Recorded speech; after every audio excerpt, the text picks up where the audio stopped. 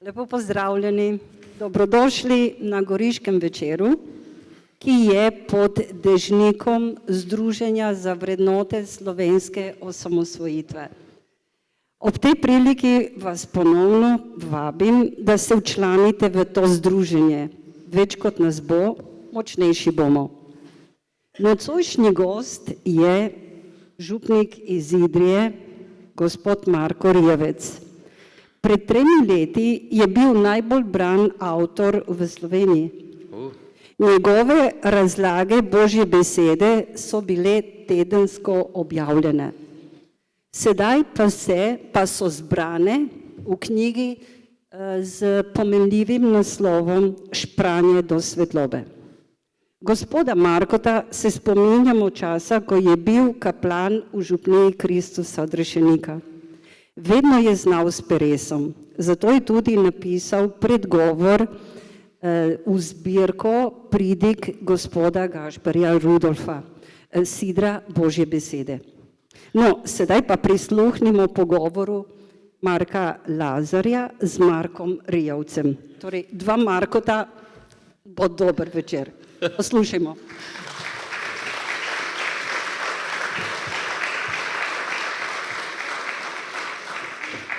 Dober večer vsem skupaj, tudi v mojem imenu in seveda še enkrat dobrodošel Marko Rijavec. Hvala lepa.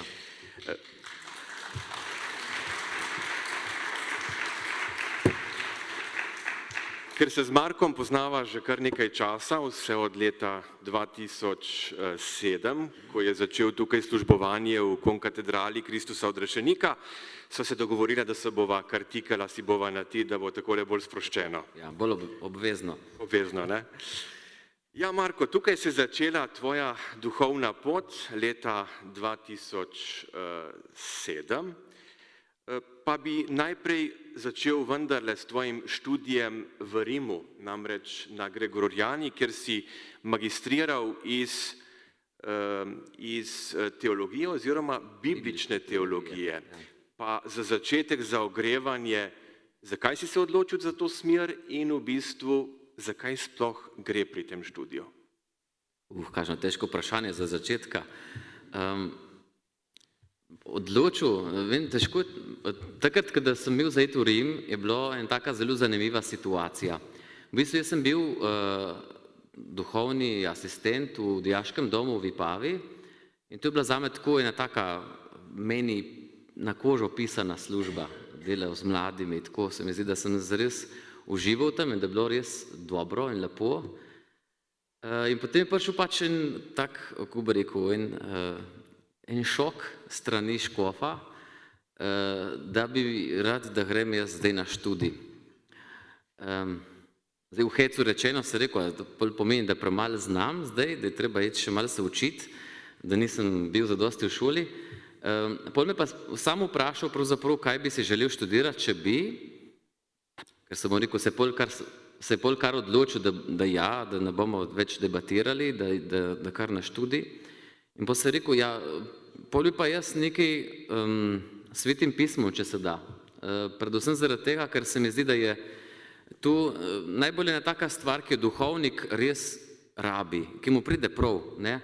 Se pravi, poznati Božjo besedo, lih malo bolj, toliko, da človek lahko ima neka orodja, tako bi rekel, s katerimi se lahko loti Božje besede malo bolj podrobno, malo bolj globoko in se je izkazalo, da dejansko ta študij je bil tak, ne?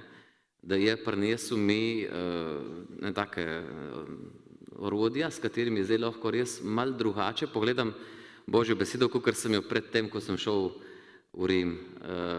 Je bilo pa tako, no, bom rekel, zelo zanimivo, predvsem, dobro, če vzamemo samo ta študijski vidik, je bil res tudi zelo koristen, ampak zanimivo je bilo pa zame predvsem to srečanje, ki sem ga doživel s temi ljudmi z vsega sveta, ne? Ker tam moji sošolci so bili, dejansko še najmanj je bilo Evropejcev, ne? Vse sort smo imeli, največ z Južne Amerike, pol tudi z Azije, z Vietnama, z Kitajske, pa tudi iz Afrike smo imeli enega, mislim, da je bil z tega tam na vzhodu, kako je že, Senegala, ja, Senegala, z njim smo bila še najbolj tako, sva se najbolj zastopila, tako, ker sva bila zelo podobnih, tako, malo sva se hecala drug z drugim in z drugimi. Drugi so bili zelo resni, vsi ne tako malo študijski, ne, pa ta so šel v Senegala, je bil pa tak hecen, ne, in dva smo se res rada zezala, tako pa si malo pomagala. In meni je ta izkušnja, ne, drugačnega pogleda na cerkev, na krščanstvo, mi je dala dosti vedeti, ne, tudi da zdaj te naše situacije, ki je zelo evropska situacija, tudi ne gledam tako zelo tragično, kakor jo marsikdo, ne, ker mi se moramo zavedati, da krščanstvo ni v nobenem upadanju, ne.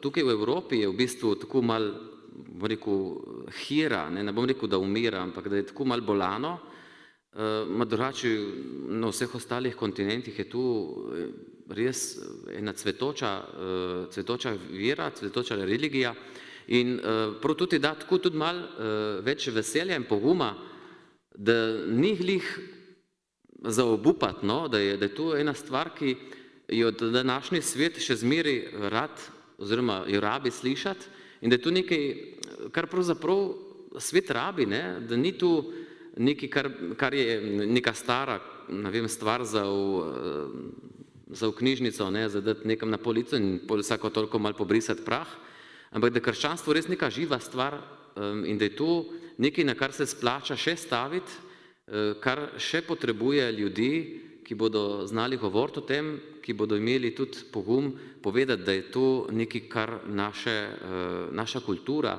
tudi v Evropi potrebuje. Si človek globokih misli oziroma znaš nekako svojimi besedami priti človeku do duše, ga nagovoriti in nenazadnje je plod teh tvojih misli ob nedeljskem evangeliju, 3 leta in pol mislim, da si pisal, ne? Za družino vsak teden tudi v tejle knjigi zbran, torej Špranje do svetlobe. Zelo zanimiv naslov, pa me zanima takole, je to tvoja izbira, tvoja pogruntavščina, koliko časa ste rabili, da ste prišli do tega naslova? Naslova je v bistvu zmer najtežje prist, ne. Še najlažje je pisati te stvari, ker pač si povezan z evangelijem.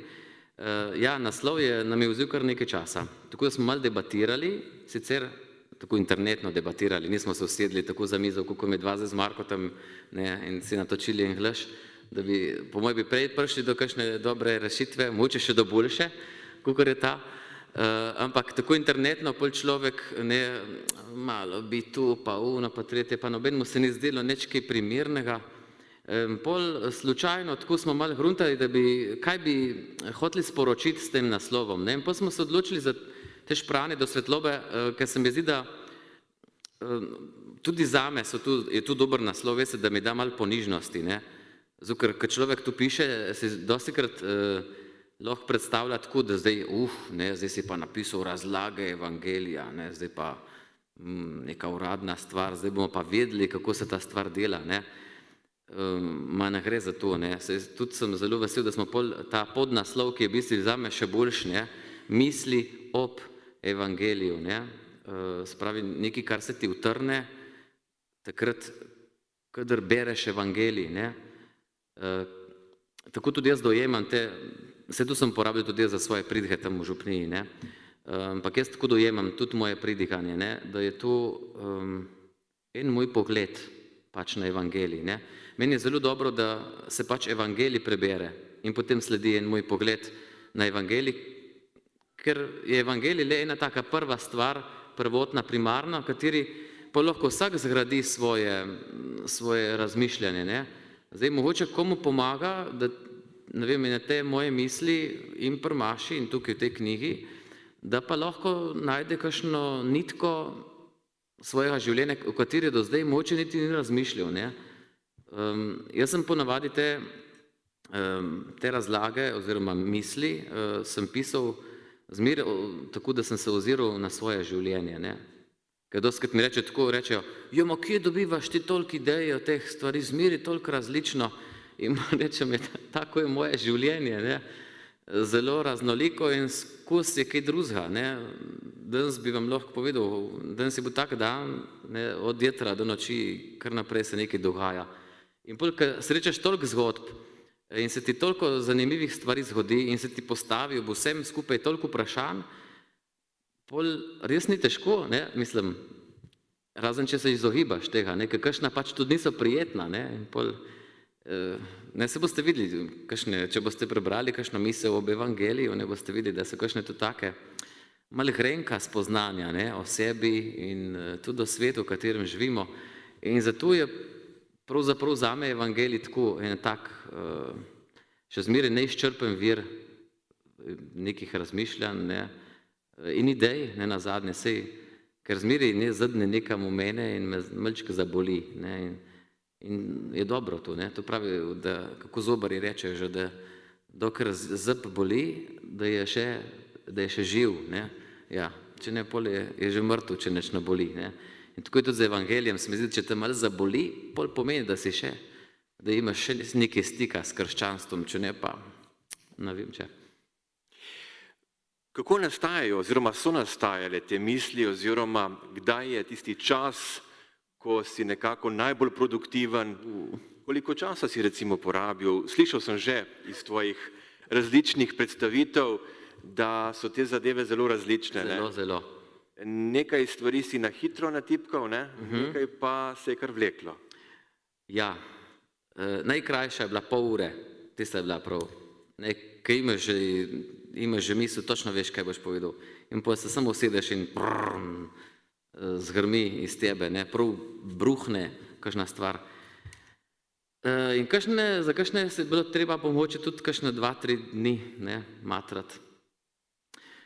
Ma ne vidim tega zaradi, ne vem, da bi zdaj bil, ne vem, enkrat bolj razpoložen, ali pa enkrat bolj pameten, ne vem kaj, ampak se mi zdi, da kakšenkrat pač človek rabi več časa za neka stvar premelje, ne. Mogoče so še tiste, ki se človek bolj matral pri njih, da so še malo bolj iskrene, ne. Takrat človek pol res pride do nekega odkritja o sebi, mogoče celo takega, ki ga ni pričakoval.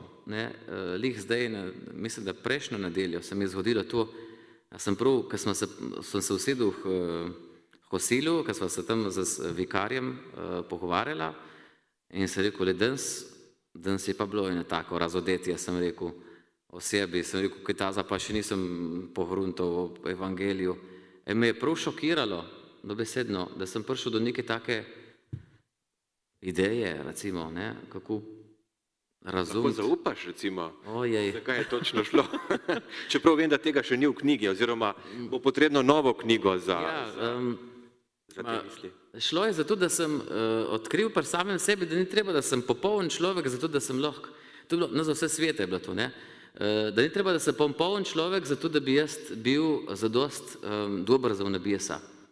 Tu me je prav malo, nekaj sem bral tiste blagre, ne, blagre pride ponavadi na vse svete in pol tisto bereš blagor žalostnim, blagor krotkim, rečeš, tu niso nobeni supermeni, ne, tu je vse neki boho, tako, švoh, ni kaj za, ne vem, kako si vi predstavljate te svetnike, jaz sem zmeraj predstavljal, tu so, tako pridejo, skoraj kakor supermen s tistimi haljami, ne, tam pokažejo, evo, kako je znam, kako je zmorem, ne, tam, ko sem tisto bral, me je prav, ne, šokiralo, sem rekel, tu ni noben supermen, tu so vsi so neki bogi, ne, vsi so slabi.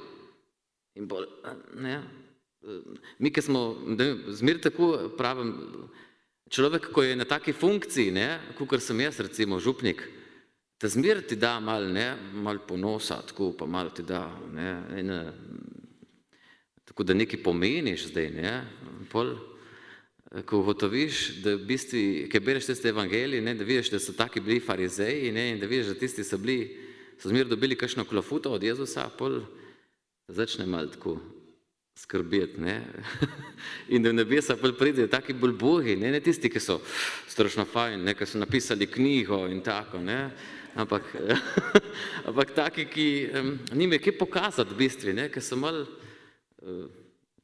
ubogi tudi v tem smislu, ne, da ljudem nič ne pomenijo, ne. No, to je bil en tak oni. Drugače pa ponavadi pišem o petkih zjutraj. Ne, to je bila moja taka najbolj klasična ura.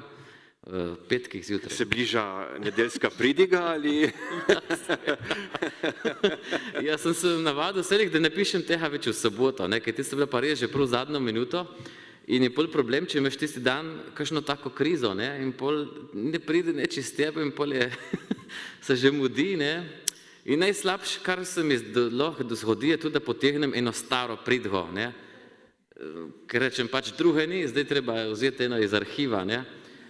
In zdaj tu je, veste, tu ni tako strašno ponosna stvar, ne, ampak zdaj je tu problem, ne, ker če jaz zdaj vzamem kakšno staro pridgo, bi rekel, da zdaj, je kopiral, tu ni bilo novo, ne, lahko preberejo. Ma tudi jaz ne maram tega delati, ne, tudi zaradi tega, ker se mi zdi, da, sicer tu se mi zdijo še zmer v redu misli, ne, ampak jaz sem že naprej, ne, tu je zdaj že, zame je že preteklost to, ne. Za vas, ki boste brali, upam, da ne še, ne?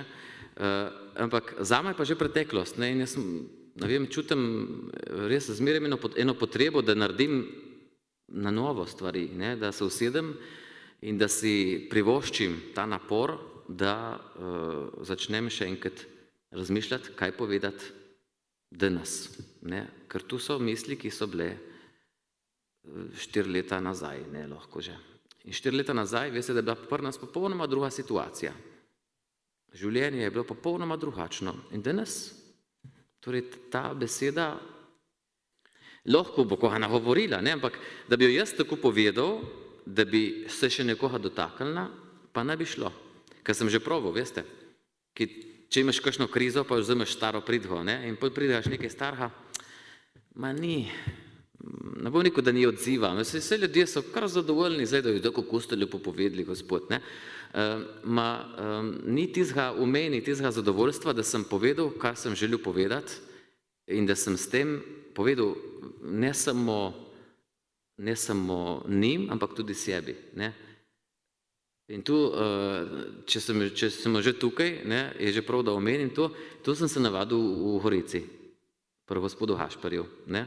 Takrat, kadar človek pride na frišno, takrat sem bil frišno posvečen, ne, imaš vse sort v glavi, kako bi tu moglo izgledati, ne, in potem prideš do Hašperja, ne. Veste, kakšen šok je to pol, ne. Zdaj ste bili vsi deležni te njegove pedagogike. In pol malo vprašaš, ne, kot en tak nadebuden kaplan, ne, kako zdaj tu, ne, kakšne so skrivnosti tega, ne. In zmeraj mi je povedal 2 stvari, je rekel, Marko, prva stvar, ki je, povej eno stvar, eno, ne treba vsega povedati, povej eno stvar. In druga stvar, ki je rekel, povej tako, da boš govoril tudi sebi. In od takrat naprej to delam in recept deluje še zmeraj. Zanimivo. Dejal si, da želiš biti aktualen, ampak ko sem takole bral te tvoje misli, so zelo aktualne, čeprav si jih morda pisal pred kakšnim letom, tudi za sedanji čas, pa če dovoliš, bi prebral. Ne bom bral v celoti, ker bi bilo preveč, to boste prebrali sami v knjigi. Mimogrede, če niste videli, jo lahko tudi kupite in mislim, da vam jo bo Marko potem z veseljem podpisal, tako da boste imeli še dodaten spomin nanj. No, pa bi kar takole začel z 31. nedeljo med letom, leto B, to je bilo pred kratkim, 10 dni nazaj, če se ne motim, in takole si med drugim zapisal. Kajti moramo si priznati, da dan danes kar malce prelahkotno ravnamo z ljudmi okoli sebe. Hočem reči, da nam zadnje čase ni prav nič težko koga nahruliti, ga prebutati ali ga mimogrede ozmerjati, da se nam torej ne zdi nič kaj hudega, če se nekomu, ki se ne strinja z nami, kratko malo odrečemo, ga izločimo iz svojega sveta. Kakor da bi bilo povsem vseeno, ali je ali ga ni, kakor da bi bilo celo bolje, če ga sploh ne bi bilo. In potem naprej bom nekaj izpustil. To v bistvu niti ni tako čudno, kajti ko si v neki družbi, ki ne potrebuje več Boga, ki smo ga tudi povsem izrinili iz relevantnih argumentov svojega odločanja, potem se prav kmalu ne potrebuje niti človeka. V aktualnem času lahko zaznavamo, da človek ne potrebuje več Boga. Ga noče sprejeti. Nekako se postavlja nad Boga. In seveda vemo, kaj se dogaja s takšno družbo. To je aktualna tema, ki je zelo, zelo pereča. In prav zato se mi je zdel ta odlomek zelo zanimiv. Ne? Kam to vodi? Se kaj vodi, smo že vidimo pravzaprav, vsi tu gledamo dnevno. Tako pravim jaz zmeri, da se človek postavi na mesto Boga, pridemo v take situacije, kot vidimo zdaj, da so. Ne? Predvsem zato, ker človek ne zna biti Bog. Ne? Tu je problem. Vsi bi lahko rekli, komot, ale, dajmo, se lahko naredimo, če se da boljše narediti, kot dela Bog, dajmo narediti. Vsakeč se nekaj zlomi, se nekaj spridi takrat, kadar se človek postavi v vlogo Boga. Ne? In tu se mi zdi, da smo malo se navzeli s tem individualizmom. Ne? Ko človek pač razume, da ne rabi nekoga drugega. Meni mi je tako dragocena krščanska vera tudi zaradi tega, ker recimo se postavi Bog kot ena oseba v našem življenju. Ne? Se sam pove, ne? Da me boste našli v najmanjših, ne? V lačnih, v žejnih in tako naprej. Ne? Se pravi, da želi povedati, ne? Da naš odnos do človeka je nekaj, kar pravzaprav naše življenje utemeljuje. Ne? Zdaj, če jaz razumem, da jaz nekoga v življenju potrebujem, bom rekel nekoga drugega, ne samo sebe, če jaz tu razumem, pol bo moje življenje zelo podobno tistemu, kar sem prej hotel reči na začetku, ne? Da imamo mi, da se mi zavedamo, da sami ne moremo. No? Ne? In če mi tu razumemo, pa bomo zadost ponižni, da bomo sprejeli drugega človeka, tudi če se ne strinjamo z njim, zato ker ga pač, tukaj pravim, ne? Ker ga pač potrebujemo. Mi se dostikrat mislimo, da se s tistimi ljudmi, ki so nam kontra, ne? Da teh ljudi ne nucamo, da tu so nam v bistvu samo ovira. Ne?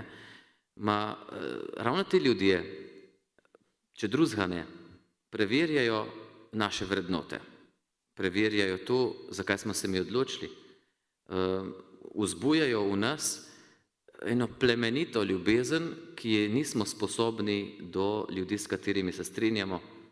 Ne? Spomnite se, da imate največjega nasprotnika v vašem življenju, nekoga, ki je tesno ob vas, ki spi v isti postelji z vami, ki je ob isti mizi. Ljudje, ki vas najboljše poznajo, so vaši največji sovražniki. In vi jih imate radi. Sem bil na eni poroki, ne bom nikoli pozabil, ker veste, kako so ti poročni evangeliji in berila, ne? Ponavadi so zelo sladki. Ne? Ljubezen je in to, in uno, in tretje. Ampak ta dva sta si pa zbrala za evangelij svoje poroki, ljubite svoje sovražnike. In sem bil prav jaz sem mogel pridihati na pri tej poroki. In sem rekel, kaj se vam je strhalo? Sem rekel, kako lahko zbere se tak evangelij? In porekla, ja, Marko, očitno ti res nimaš pojma o tem, ampak tisti, s katerim se poročiš, je tvoj največji sovražnik, se te najbolj pozna. Se te lahko najbolj rani, ki ve točno, kje te bo bolelo, te pritisne točno tam, ne, kjer te najbolj boli. In potem sem rekel, Marija, imaš prav. In tu je ta prava ljubezen. Ne? Lahko imeti rad nekoga, ki gre mimo tebe po ulici. Problem, ni problema. Ne? Pozdravaš in greš naprej in to je to. Ampak učiti se ljubezni se da pa samo na ljudeh, s katerimi se moraš pravzaprav z njimi boriti, ne? Boriti z njihovim pogledom, boriti se z njihovim odnosom do tebe, boriti se pravzaprav tudi s svojim odporom do tega človeka in s svojo sebičnostjo. Ne? In ravno zato se mi zdi, ne, da se človek zlahka poistoveti z vlogo Boga, takrat, kadar pozabi na to, da nekoga ob sebi rabi. da ni samemu sebi zadosti. Ne? In tu ni treba, da smo zdaj, ne vem, predsedniki držav, Putin, Trump ali ne vem kdo, ne. Tu funkcionira tudi med nami. Ne? Tako se pravzaprav to začne. Kadar ne razumemo, da je to osnovni poligon naše družbe, ne? Naš odnos do ljudi, s katerimi mi živimo.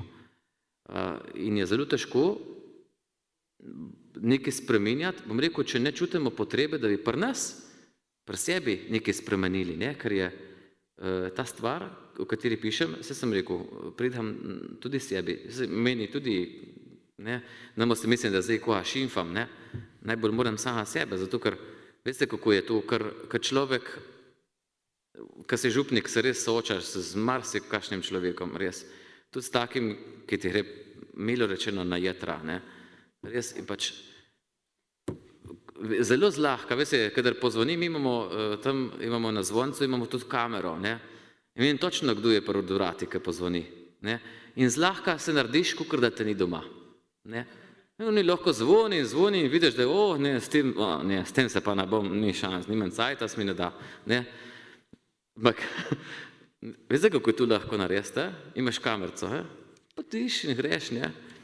Ma če prideš dol in se soočaš s tem človekom, ki ti gre na živce, ne, in ti rabi tisti cajt, ki bi ga lahko ponudil za to, da napišeš članek za v družino, ne, ki je že ura, že bijejo vsi roki in ti pride tisti težiti na vrata, ne.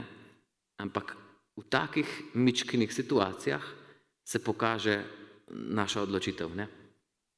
Kaj želiš takrat biti, oziroma ali si veš, da ta človek je res nekaj, kar ti rabiš, ali res nekdo, ki stopa v tvoje življenje z nekim namenom, šokantno, ne, ampak si moram vsakeč reči, le tega pošilja Bog, ne vem zakaj, ima nekaj očitno če narediti. Če dovoliš, bi še prebral, prihaja 33. nedelja med letom in tukaj se mi zdi še neka zadeva, ki je zelo aktualna tudi za današnji čas, čeprav moram reči, da je več takšnih, ampak žal vsega ne bomo mogli pogledati oziroma predebatirati. Takole govori ta tvoja misel. Tema ne nastane tedaj, kadar izgine sonce, temveč kadar z neba izginejo zvezde. To pa je takrat, kadar sta čas sonca in lune nekaj popolnoma enakega, ko ni razlike med dnevom in nočjo, med temo in svetlobo, med dobrim in slabim, med prav in narobe, ko je vse isto in vse med seboj pomešano.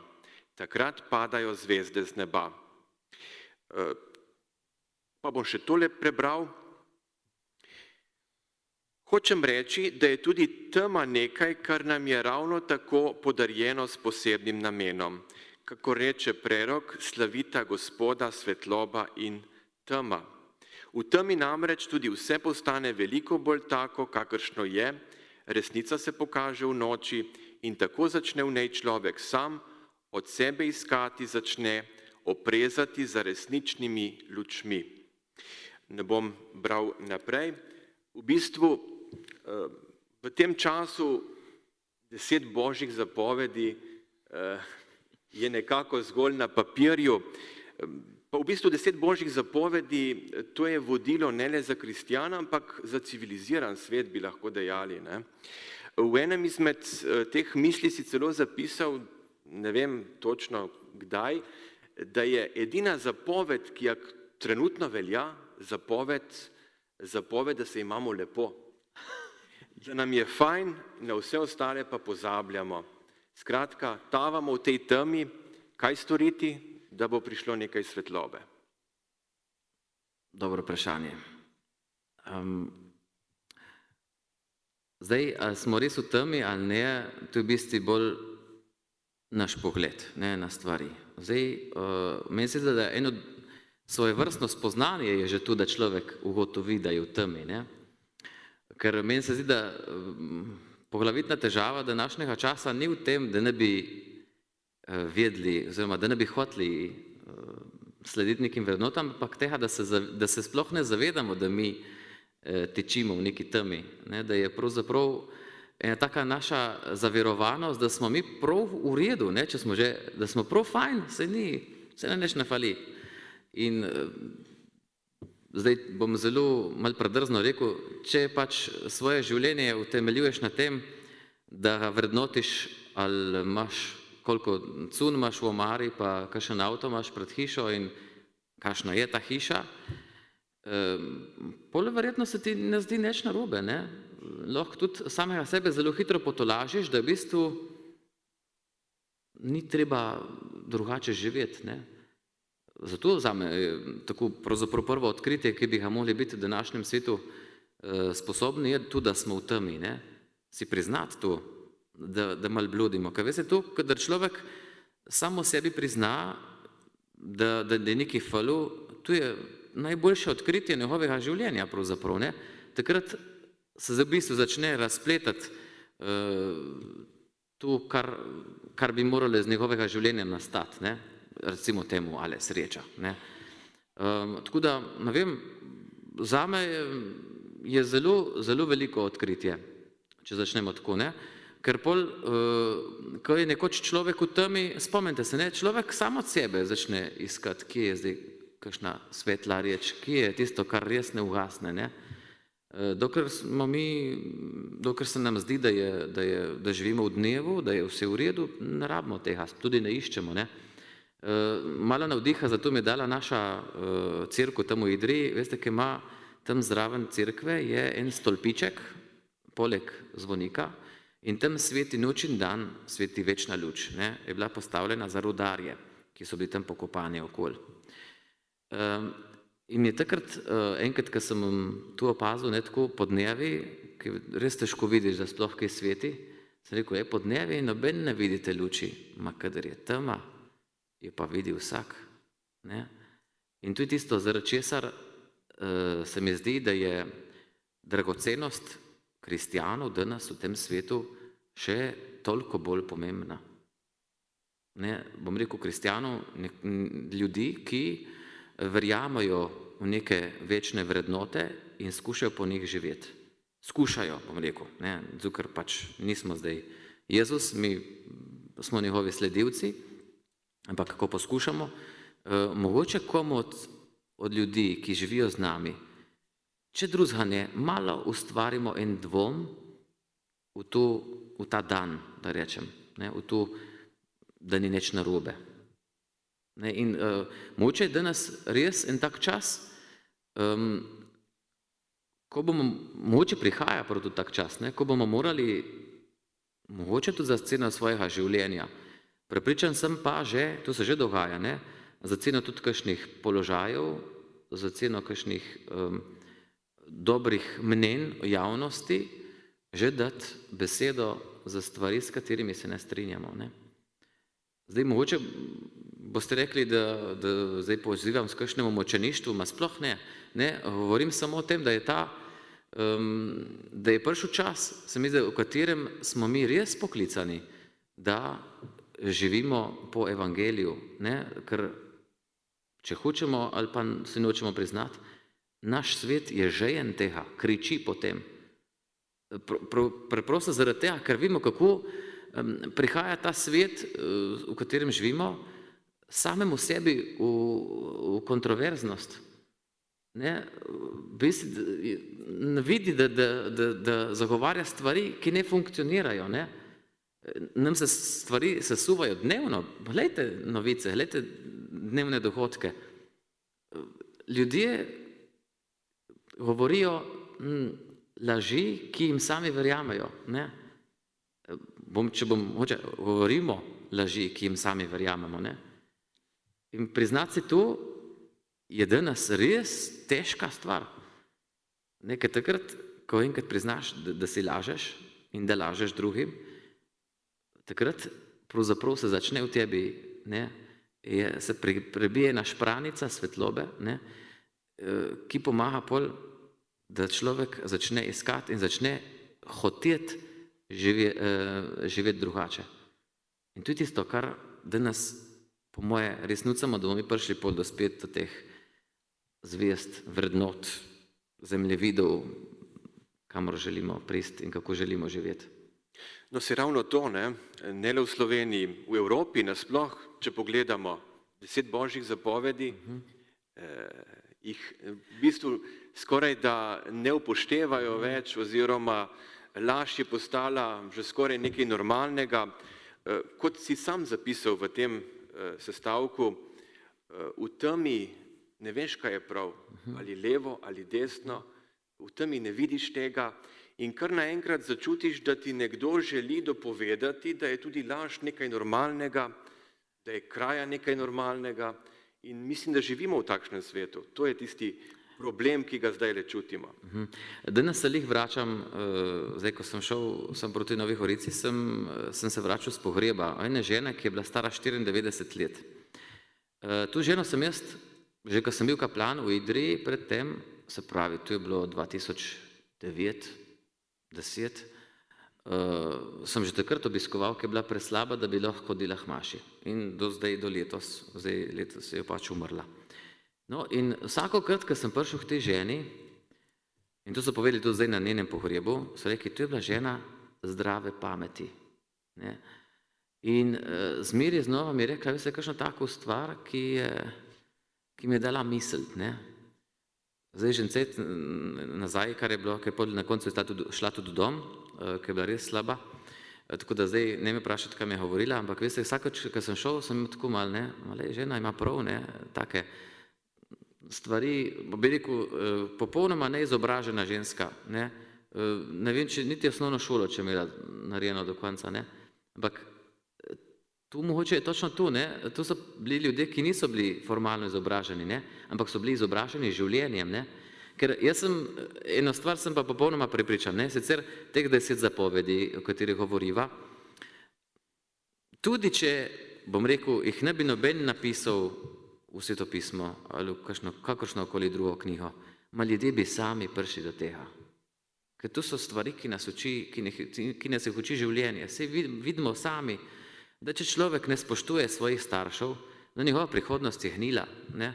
In da če človek ne spoštuje življenja, da ne more pričakovati, da bo njegovo življenje, ki je pomenilo, pa se lahko za ceno svojega sebičnosti se lahko pokoljemo. Ne? In če človek ne spoštuje svojega telesa in resnice in lastnine in tako naprej, da pač te stvari, če želimo živeti kot družba, ne funkcionirajo. Ne? Tako da, mogoče je res to problem, da smo malo izgubili stik z življenjem samim, ne? Da nimamo več moči te samorefleksije, ki smo imeli zmeraj Evropejci zelo, za katere smo bili Evropejci zmeraj zelo močni, ne? Da smo malo izgubili tu prednost tega pogleda v ogledalo. Ne? Zdaj, tu se mogoče čuti tudi to župniki vidimo, ne? Ker je kriza s spovedjo. Ne? Spovedi hodi zmeraj manj ljudi, veste, ni tu popularen zakrament. Ne? Ker če ima se tu lahko jaz doma naredim z Bogom, se vse zmenim, tako mi ponovadi rečejo, nekaj da vprašam, če so šli k spovedi, ne? Ja, jaz tu grem v naravo, pa se vse zmenva, tako, ne, jaz si povem, kaj sem naredil. In si rečem, se imate prav, se tu je res, se vi se lahko z Bogom vse zmeniste, ne, samo, sem rekel, vi morate pred sabo biti sodnik, reči, tu je narobe. Ne? In tega nismo danes sposobni. Ne? Mogoče smo ratali malo preveč švoh ali kaj, ne vem, da se ne upamo soočiti s svojo resnico, ne? Da imamo težave s tem, da delamo slabo. Mi delamo slabo, smo šibki ljudje, nismo močni. In s tem, to je zame, zato je svetopismo tako dragocena knjiga, s tem začne svetopismo, kako je človek švoh, in se nadaljuje čez celo zgodovino in odkrijemo, da s tem na koncu ni nič narobe. Da ni treba, da smo kaj drugega, kakor človek. Ne? Kako, če želimo Bog ratati, kakor si mislimo, da smo bolj močni, kakor smo v resnici, takrat se posuje vse, kar stoji v našem življenju. Ne? Predvsem pa naši odnosi.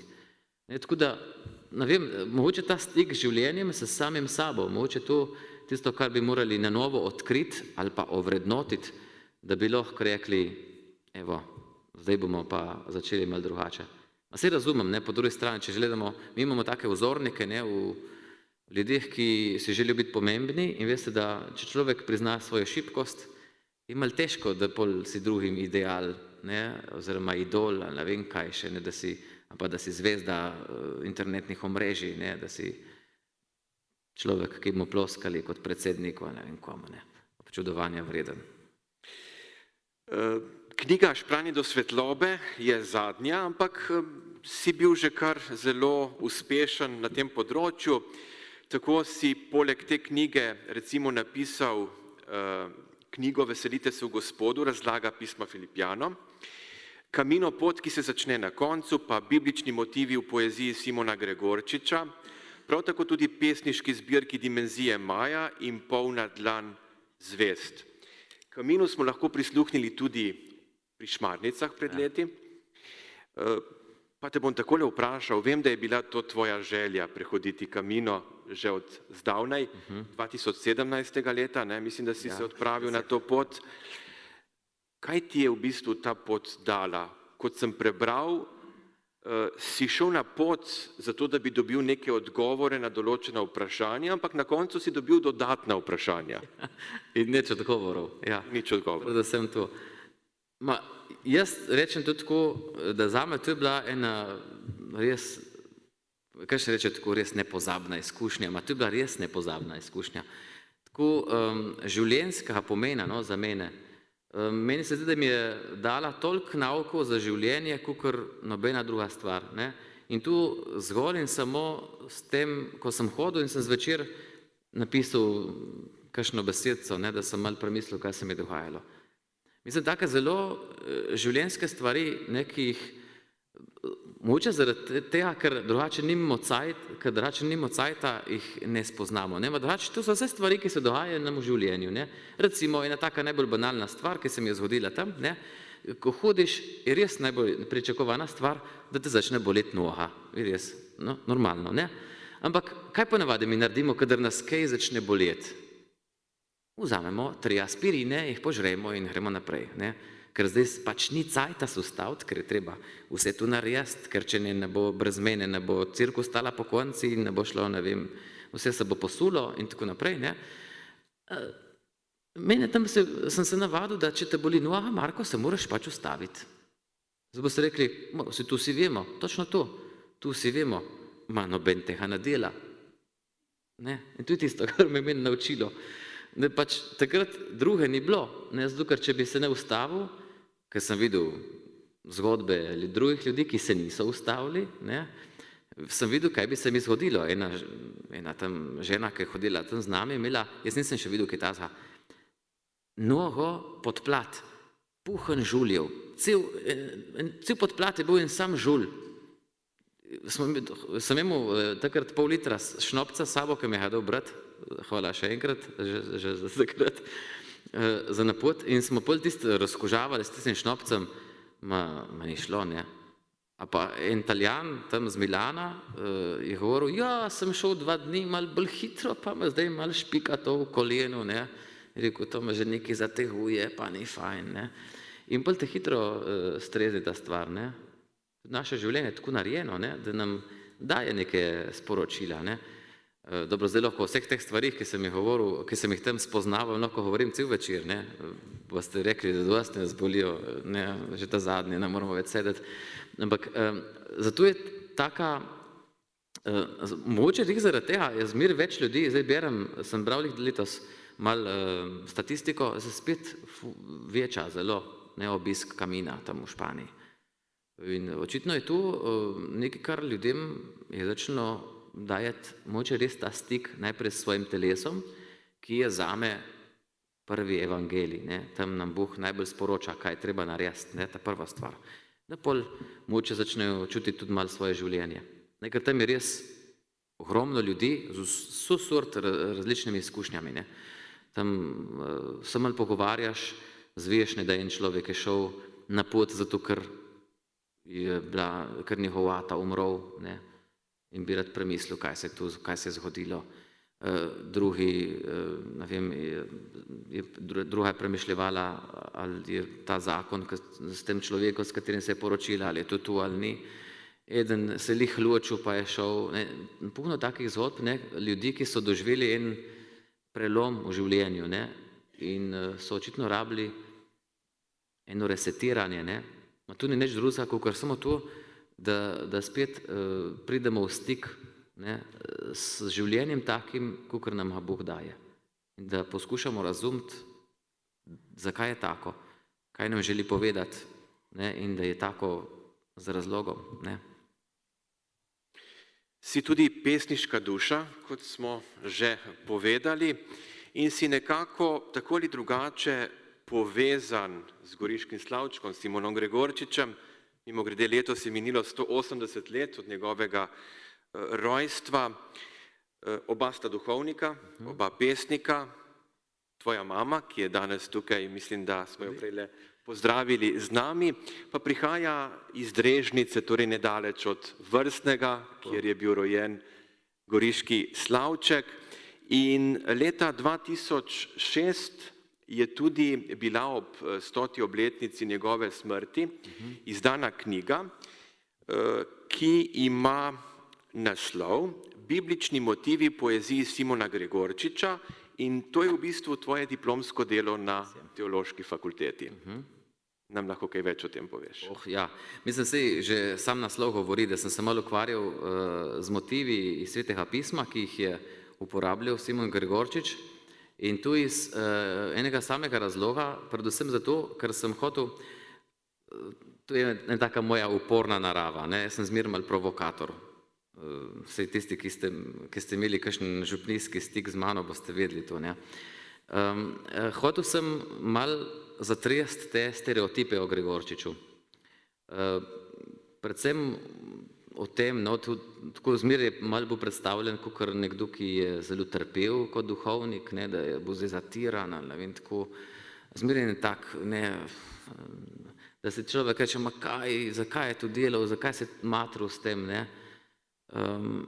Pravzaprav ti svetopisemski motivi, ki jih Gregorčič uporablja, pravzaprav naredijo en tako zelo dobro, jaz rečem temu tematsko nit, ne, se pravi, da hodi vse od svoje mladosti, preko podobe pastirja, recimo, ne, se ne znam, tisti veseli pastir, in tam teh planinskih svetov, preko tega tudi trpljenja, ki ga povzroča predvsem družba okoli njega, do ene take očiščujočih spoznanj. In tu mu dajo vse ti svetopisemski motivi, na katere se Gregorčič navezuje, ne. In zame že to, pravzaprav, da nek človek v tistem času ima svetopisemske motive, daje zelo velik dokaz o tem, da je svetopismo poznal, da je razumel njegovo misel in, bom rekel še malo drzno, da se je z njim poistovetil, ne, da je znal odkriti tako znamenja težkih stvari, ima tudi lepih, dobrih,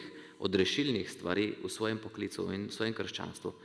In tako malo obračunam se s tem, no, tudi kar se tiče teh, se pravi, pogledov. V bistvu, če bi prebrali ta njegova pisma, ne, ki jih so zelo neznana drugače, bi videli, da je bil Gregorčič kot duhovnik zelo vesel duhovnik, ne. Ne nazadnje o tem priča že to, kakšen je bil njegov pogreb, ne, če ste kaj brali, to je bilo ogromno ljudi, ne. Ne boste mi rekli, da boste šli za pogrebom za nekom, ki je bil, ne vem, zamorjen župnik, ne, ki je bil skozi neki naporen in skozi neki jamrov. Že tu, če drugega ne. Tudi v teh pismih piše te stvari, ne, ko piše tem svojim prijateljem, ne vem, tistim kolegom, pisateljem, pesnikom in tako naprej, ne. Tako da mi je dalo tako en tak močen zakon tudi za moje duhovništvo. Če smo se že tako podobni, eni so rekli tudi, da imam zdaj že podobna očala. Ja, vedno bolj postaješ podoben. Ja, knjiga oziroma poezije Dimenzije Maja, pa bi te zaprosil, če lahko bereš, ne vem, po tvojem izboru, da slišimo. To je zdaj že stara stvar. Tukaj pišem, da Primorci beremo 2012. Ja, to sem si sposodil, ker je žal nimam, tako da... Ne, škoda, samo, ne, to so res zdaj že stare pesme. Tu je Marko izpred 20 let, tam nekje, ne, tako da... No, se tudi Gregorčič je že izpred. Ja, tudi. Bom tako malo bolj veselil, ne, zato ker ker smo imeli predstavitev te knjige, to je bilo tako odkritje za večino ljudi, ki so prišli na ta literarni večer. Namreč na koncu so hodili k meni ljudje in so rekli, Marko, takega te nismo poznali. Ne? Zmeri sem ponovadi videli nasmejanega, tako veselega človeka, ne, pa slišiš kakšne take žalostne, malo tako zamorjene pesmi. Ne. Pa sem vas zmeri vprašali, kako je to možno, ne, a si tu neka schizofrena osebnost ali kaj. In sem zmeri rekel, ja, to, kar vidi se tako, ne, se mora nekaj narediti, ne, se mora človek odločiti, zato moraš se pomatrati, ne, za veselje. Veselje je zmer sad, napora, če je ta pravo, ne, če ne pa.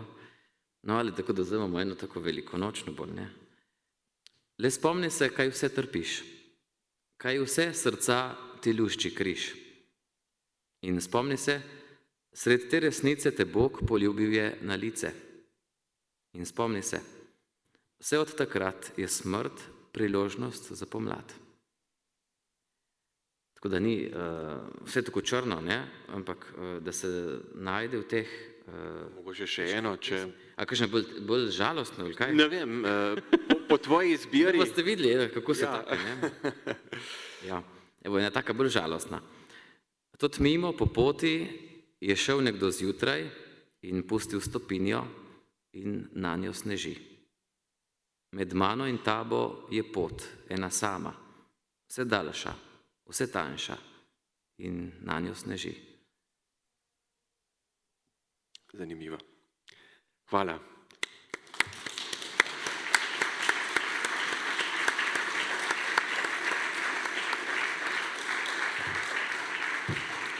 Marko, poznamo te tudi, da si zelo aktiven na družabnih omrežjih, ampak o tem ne bomo zdaj na široko govorili. Vem, da objavljaš tudi svoje bloge in tako naprej. Je pa zanimivo, ne, da vsako leto spremljaš Eurosong. To je večkrat tema. Vsi radi preberemo te tvoje komentarje in letošnji Eurosong, vsaj po mojem mnenju, je bil vse prej kot glasba. Ne. Čisto veliko drugih stvari je bilo najmanjše glasbe, no, vsaj tako sem jaz videl, pa mogoče še kdo. Kako komentiraš zadnji Eurosong na Švedskem? Ja. Zdaj se v mislih počasi že pripravljam na naslednjega. To je tudi že preteklost. Se strinjam, Marko, s tabo, da v ospredje ponavadi pride kaj drugega kakor muzika. Ker mislim, da v glavnem vseeno še v ospredju glasba kot taka. Ne? Meni se zdi, zdaj imejte o Eurosongu mnenje tako ali pa drugačno, kakor želite, da je v ozadju te ideje o Eurosongu, ki se je rodila 70 let nazaj, da je še zmeraj ena zelo plemenita misel in sicer podobna misel, kakor je rodila Evropsko unijo. Ne? In sicer gre za srečanje različnih narodov, ki se bogatijo s tem, da so različni. Ne? Predvsem v tem smislu, da pokažemo, da smo ponosni na svoj narod, na svojo kulturo, na svojo pesem, ki tu ne bi tu izžarevala. Ne? Nekoč so bile tudi, bom rekel, pesmi malo bolj narodno obarvane. Ne? Zdaj, odkar je to tekmovanje, ki ga spremlja ves svet in je zdaj tu ratov cel šov, ne, je temu pač priličilo tudi to, kako ta šov zgleda. Ne. Zgleda kakor vsak drugi šov. Ne. In problem pri šovu, po katerim je 40 nastopajočih, je točno to, kako si boste koga od 40 ljudi zapomnili. Je težko, ne? Težko si zapomniti in zato pač si najbolj zapomnimo tisto, kar izstopa. Ne? In če želiš, da te vidijo, pač moraš nekako izstopati. In bom rekel, zaradi tega je situacija Eurosonga prišla v to, kar zdaj vidimo kot Eurosong. Ne? Predvsem problematika tega, da moraš izstopati. Ne? In problematika, kar imamo vsega itak, ne? Uspeha. Ne? Tudi mi zmeri vsako leto, kdaj bomo dobili eno skladbo, da bomo mi zmagali. Ne? To je neumno razmišljanje, če razumemo Eurosong. Ne? mi pač gremo tja, zato ker se nam zdi, da je prav, da tam smo. Svojo pesmijo, ki se nam zdi nam lepa. Prav, če drugim ni, uredi, tudi če ni lepa, kaj? Nič narobe, nam pa je in pokažemo, da je nam lepo. Kakor da bi recimo nesli gor potico in bi rekli, evo, tu je sladica, na katero smo mi ponosni.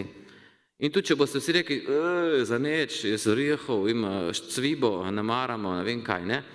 Bomo rekli, pač lahko vam ni všeč, ma to je naša najboljša sladica, najbolj razširjena. In tu je ista stvar, bi morala biti na Eurosongu, ne? Prav zato, to je pa zdaj mogoče samo moje predvidevanje, vzemite to zelo z rezervo. Se mi zdi, in bi skoraj rekel, skoraj dam roko v ogenj, da vse, kar se govori na nastopajočih na Eurosongu, mogoče tudi to, kar se govori o zmagovalcu, je zelo verjetno zame osebno samo predstava. Ne. Da so tu popolnoma normalni ljudje, navadni ljudje, kakor si vsak od nas, ne, ma če boste vi prišli kakor navadni ljudje, se vas noben ne bo zapomnil. Ne. Vi morate priti kot fant oblečen v krilo, ne, zaradi tega, ker boste rekli, fant oblečen v krilo, najprej se boste zgražali, malih zaradi tega si ga boste zapomnili, ne. Ja, tako je to, ne. In sem skoraj 100%, ne, da je, ne vem, kakšna stilistka tam, a pa stilist, da ne bom zdaj koha, ne, bila tam, ki je on je hotel, mogoče prišel v enih navadnih hlačah, ne vem, kakšnih kavbojkah, ne, in bi rekla, ja, ne, tako pa te ne bomo dali, se boš lih tako, kot vseh ostalih 40, ne. Krilo si boš oblekel. Zakaj krilo? Ne. Zdaj, ne da bom koga branil, ali kakorkoli, samo razmišljam, ne, ker se mi zdi, da tu lepo pade v ta kontekst šova, ne, šov biznisa tudi, ne, ker kjer je šov, je tudi biznis, in kjer je biznis, je dosti pokvarjenosti, ne. Ravno zaradi tega, ne, jaz tudi tako, to sem tudi povedal na RTV-ju, ko so me povabili, so lepo klepetala z Bernardo, sem rekel, da mogoče Slovenci lih malo preresno vzamemo to, kar je komedija, ne. Mi gledamo Eurosong, kakor dramo, ne, ma to je komedija. Smejte se zraven. Tu poskušam tudi jaz s temi mojimi komentarji na Facebook, ki jih napišem, ne, ki zmer več ljudi mi zdaj reče, da ko me čakamo, da preberemo tvoje komentarje, ne, da so vsi na Facebooku tisti večer in gledajo, kaj pišem, ne, zato ker je zabavno, ne, ker je, v bistvu to želim narediti, ne, da začnemo vzeti to res kakor en šov, ne, in da nehamo s tem tako zelo resnim jemanjem tega, kar je ta šov sporoča, ne. Dobro, so odzadaj tudi sporočila, je res, ma tu, veste, je tako, če je kakšen lahko, zelo lahko se da tudi to zlorabiti, ne, seveda. In če so kakšni ljudje na napačnih mestih, to lahko tudi zlorabijo. Ne, ma v osnovi, mislim, da je tu še zmeraj taka stvar, ki je vredno spremljati, zato je to pač to spremljam, tudi zato, ker se krasno pokaže, v kakšni situaciji mi živimo. Ne. To, čemer sem vam zdaj govoril, to je zame analiza Eurosonga, ne, teh stvarih, o šovu, o tem, kako se mečemo ven, o uspehu. In, ok, mislite si, kar si hočete, nema. To je pač zame en zelo dragocen pogled v stvarnost, predvsem evropsko stvarnost. In je dobro, če drugega ne, videti, kje smo. Da lahko tudi vemo, kaj lahko kritiziramo in na kaj lahko pazimo. Ja, naša ura se je skoraj da že iztekla, ampak vseeno bi vendarle še postavil eno vprašanje, potem boste imeli na voljo približno 15 minut za vprašanja tudi vi. Pa bom mogoče zaključil z enim težkim vprašanjem, ki se mi zdi pa zelo, zelo pomembno. Trpljenje. Evtanazija. To je zadeva, ki seveda deli ljudi, ne? Pa morda, da ne bom tako dolg v vprašanju, ti bom kar prepustil besedo. Kako gledaš na to? O evtanaziji je zelo zlahka, mislim, da jo jemljemo, no, tako. Predvsem se mi tu zdi zato, ker smo začeli trpljenje človeka razumeti kot nesmiselno. In če damo tako, če naše trpljenje tako razumemo, kot nekaj nesmiselnega, potem je evtanazija popolnoma normalna posledica. Ne? Pravzaprav bi rekel skoraj pričakovana, bi bili neumni, ne? Če bi ne pogruntali. Ampak tudi če pustimo ob strani vse manipulacije, s katerimi lahko človek dela, ko se dotika evtanazije, če pustimo to vse pri strani, se mi zdi, da bi morali na novo odkriti ravno to. Ne? Se pravi, v čem je trpljenje smiselno v človekovem življenju. Ne? In zdaj se tudi dostikrat povem, sem povedal že, mogoče ste tudi že slišali, ne? Kadar se zadeva evtanazije, debate, sploh te, tudi to, da je tukaj noter tudi napisano v knjigi, se zmeraj spomnim primera mojega očeta, kako je umiral. Ne? To je bilo zelo počasno in dolgo umiranje. Ne? In je bilo tako, imel je Alzheimerjevo bolezen z levimi telesci, kar je podobno, kakor da imel še Parkinsona zraven. Ne? Tako da to je bilo zelo boleče in zelo počasno umiranje. Ne? In to je bil človek, ki je, veste, v mojem življenju predstavljal tako eno trdnost, ne? Veste, kako imate vašega očeta, ne? Nekdo, ki stoji za vami, ki vas podpira, ki stoji ob strani. In pol, ne, ko gledaš in si priča, kako ta človek počasi peša, ne? Kako vse te stvari, s katerimi si ga ti povezoval, da izginjajo, ne? Da počasi pol ne more več stati, ne more več hoditi, ne more več delati, ne more več voziti, da pol počasi ne more več niti govoriti, pol te to zelo prizadene in začneš razmišljati, ne, zakaj se, bom rekel, tako dobremu človeku dogajajo tako slabe stvari, ne, zakaj mora tak človek trpeti, a si to zaslužil, ali je kriv za kaj, in ne moreš dobiti nekega odgovora, ki bi bil dober odgovor na to vprašanje. Ampak pol, če sem do njegove smrti je to trajalo, ne? Ampak pol po njegovi smrti sem pa, veste, naredil eno obratno stvar. Namesto, da sem začel gledati njegovo življenje, sem začel gledati svoje življenje ob njem. In kako sem se jaz ob njegovem trpljenju spremenil? Ker, veste, kako je, z tatom se zmeraj človek tako malo bolj narodno pogovarja, ne moreš nekih velikih debat vzeti, ne. Ampak, in potem zaradi tega se mogoče čutiš malo bolj na distanci, ne, kakor z mamo. Z mamo ponavadi imaš zelo intimne pogovore, tudi, ne, si bolj sposoben tako malo večjega čustvovanja. S tatom pa ne toliko. Ko je tata umiral in veste, ko se nisem, ki pač ne more odgovarjati, pa se nehaš tudi z njim pogovarjati, ne? In ker tata ni več mogel se pogovarjati z mano in se jaz nisem z njim pogovarjal, pač ni ostalo drugega, kakor da sem se pogovarjala tako z dotiki, z objemi, z božanjem. Se spomnim, da sem tudi kakšenkrat, ko smo gledali tam kakšno tekmo, ki je imel televizijo v sobi, in sem se kar stisnil tam na njegovo posteljo in so tam pa skupaj gledali tekmo. In sem videl, koliko sva se takrat v bistvu drug drugemu približala. Nikoli nisva bila tako blizu, kot sva bila takrat, ne. In se bo čudno slišalo, ampak mogoče je to naredilo prav njegovo trpljenje. In če razumemo, da je pol trpljenje neka stvar, ki je za ta svet dragocena.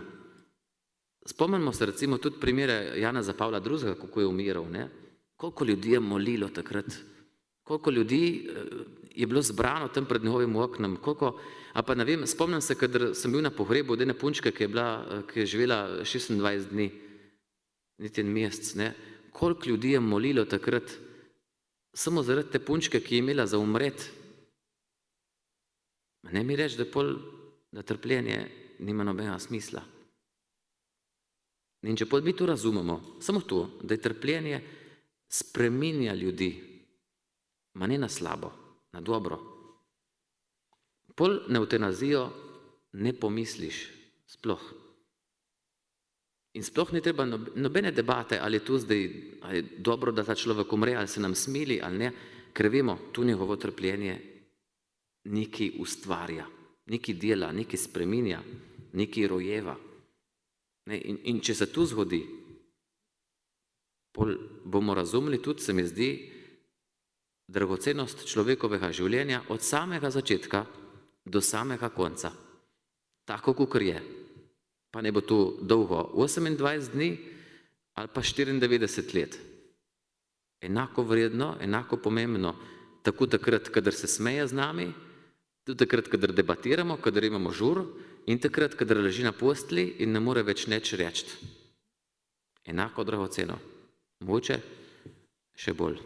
Takrat, kadar je bolj preizkušan. Hvala, Marko, za to res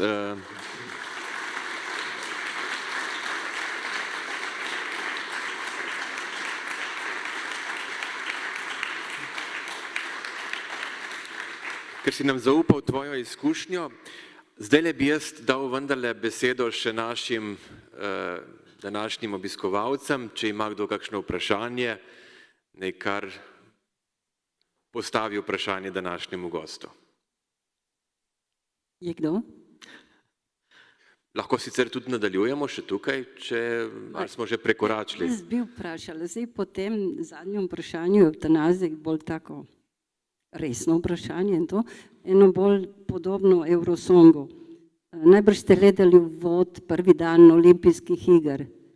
A imate podobno mnenje, kakor za Eurosong? Žal nisem gledal, Niste gledali. zato ker me ni bilo doma, ampak ja, vem, na kaj namigujete.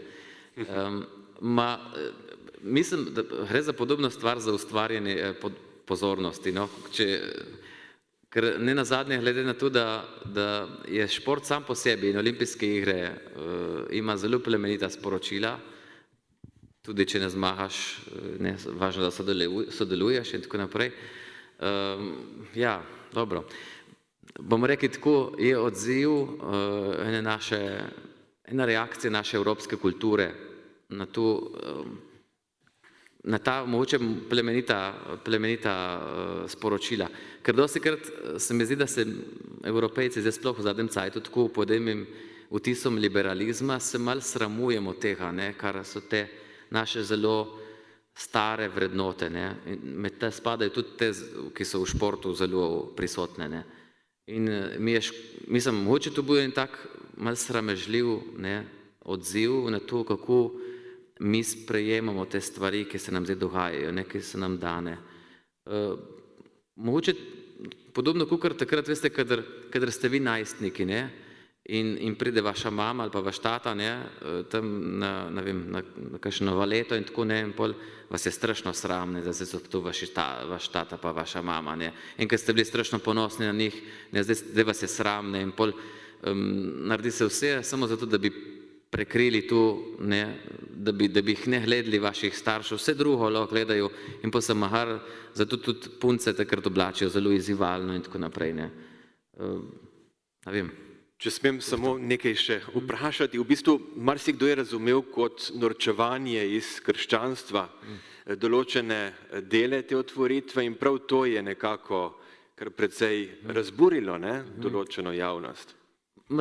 Mislim, je prav, da mogoče tak odziv, jaz bi skoraj rekel, da je bil hoten odziv, da smo se zgražali nad tem, spet povezano s čustvi.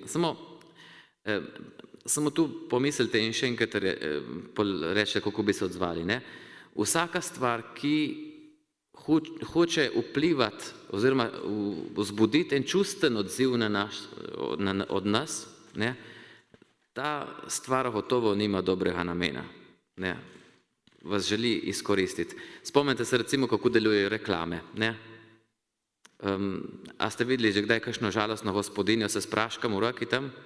Nobeno, zato ker tista gospa, ki dobi tisti prašek, je vsa vesela, srečna. Dobila je nov prašek in zdaj je njeno življenje končno izpopolnjeno. Tu spet se zelo nanaša čustva, ker vidiš točno tisto Bogo mamo, ki se matra s tistim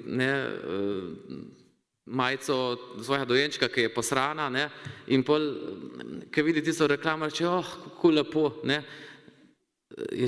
Jaz se smejem, je res tako, ne, se so to druge reči, ne vem, vidite ste kakšen dober telefon, ne, bi ga vi imeli, ki bi radi več pomenili, ne. Tu so vse čustva, ne, in kadar neka stvar vpliva na naša čustva, mislim, da je zadej ena zelo slaba, nekdo nas želi malo izkoristiti, no. Tako da moče tudi tu podobno delovalo, ne. Ja, lahko norčevanje, ja, vsej verjetno je šlo za to, ne. Verjetno je šlo, ampak bi bilo narobe, če se mi ne bi odzvali na to, ne. Pol bi bilo še večji škandal, po moje, če bi nas ne motilo te stvari, ne. Dokler nas moti, ne, to je podobno, kakor tista tema, ne, ko vidimo eno lučko, ki nas v temi nas luč zmoti, ne, in to je dobro. Če nas moti, moramo tu občutljivost obdržati, da pol lahko sporočimo nekaj temu svetu, ne, v katerem živimo. Gospod ima eno vprašanje, če se ne motim. Se je že nekaj govoril, ne, ampak vi ste biblist, ne, se govori o evangeliju, sve tisto zapovedi. Evangelij pomeni dobra novica, ne, vesela novica, kot sem rekel. Povejte, če mi poveš, tako razložiš, o čem je ta vesela novica, evangelij. Zelo na kratko. Bog te ima rad do smrti. Pika. In tu je vesela novica, ne? Lahko delaš, kar češ, lahko zapustiš, lahko si največji hrešnik, lahko si pred vrati pekla, Bog te ima rad. Če te tu ne obrne, pol tudi ne vem, če te bo kaj, ne. To je vesela novica zame. In najbolj vesela takrat, kadar se najbolj sama sebe sramujem in ko si tu povem in rečem, ok, kljub temu, Bog te ima rad še zmeraj. To je dobra novica. Ima še kdo mogoče kakšno vprašanje? Kar izvolite. Gospod Viktor. To bo težko vprašanje zdaj. Hvala za ta večer. To je to prvo. Zakaj sem kristjan? Iz dveh razlogov. Dve osnovni zapovedi so, ne 6, 2. Prva je ljubezen. To je filozofski pojem, to ni seks. Ljubezen je skrb, odgovornost, sočutje in pa sprejemanje sočloveka. Druga zapoved je pa vera brez dobrih del je mrtva. Torej imam en projekt za osnovo etične civilizacije in bi jo spravil hotel v življenje. Torej ena taka ideja, da bi navedli slovensko sinodo, ki bi to podpirala, pa vašo pomoč. Reče, ja, ne, bomo že najdli pot do vas. Ja, ne. Ja, ne. Rekel, ja, ne. Jaz rečem, ja, samo bom dal še eno. Jaz, ko sem bil kaplan in sem imel podobne idealistične ideje, sem ustal pred župnikom in si rekel, mi bi morali se usesti tukaj se zmeniti na eni sinodi škofijski. Veste, kakšen bo odziv? So se mi smejali. Odlično, dobro. Samo realnost je realnost, ne. To čem reči. Še kdo? Pa bomo zaključili. Gospod Marko, hvala za tako hudomušne tudi vaše izkušnje in za lep večer. Hvala, enako. Bomo vprašali, Marko, vas vabimo 5. decembra, ko bomo naredili večer, goriški večer, poklon gospodu Gašparju Rudolfu, da boste tudi vi tam govoril, smo slišali, ste bil najljubši njegov kaplan.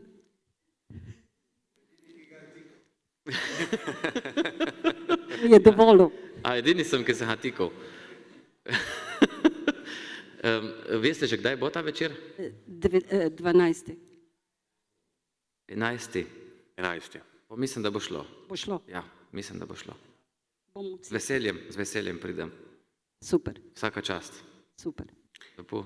In to je tudi že napoved, ne? Naslednjega večera bo Vanda kaj več povedala. To zdaj sem vprašala, povabila gospoda Markota, hvala še enkrat.